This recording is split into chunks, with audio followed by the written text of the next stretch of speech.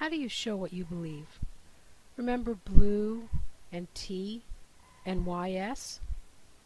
They showed you partially what they believed. You might want to review that section. Take notes. Figure out how you think you know what they believe from what they've said and what they do. Think about what you do and what you say. What reflection does that have on you? What have you learned? The belief that the rules are stacked against you, so that there's no rational reason to try to make changes in the environment, that's known as learned helplessness. If you don't believe that change is possible, then the motivation to change is not even considered. Learning that whatever we do will be futile, that we do not impact the outside world, that we react to the world rather than impact the world, that's learned helplessness. Have you learned helplessness? Or are you hopeful? Do you know that you can change the world? So what about overlearning? When we take what we have learned in one area of our lives and superimpose those beliefs onto another area or the totality of life itself, that's overlearning. So we know that blue, based on what blue said, is pretty optimistic. But if you take a look at T, T's pretty neutral. But if you look at YS, there is extreme pessimism. Where do you fall on this continuum? How do you take what you do in one area, which is optimistic, and turn that into optimism across the board? When an event occurs, do you see it as a stepping stone or a stumbling block? Look at the stones. You can trip on them, or you can just walk across them. It's up to you. You're going to take that event, see it optimistically or see it pessimistically, and that will determine whether it becomes the stone or the stumble.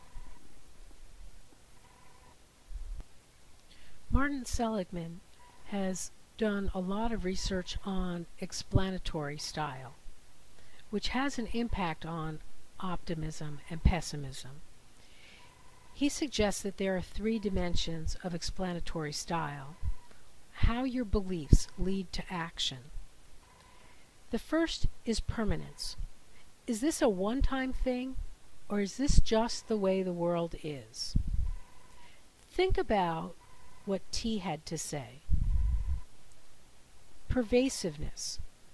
Does this happen to all of life, or is this just one area or by one person that this event occurs?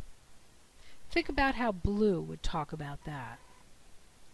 And is this my fault or someone else's?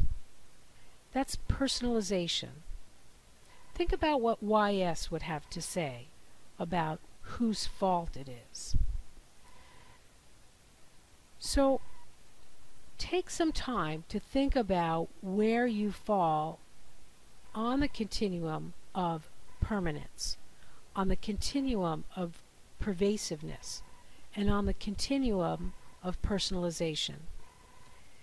Graph it out, actually look at it, and then compare it with each other.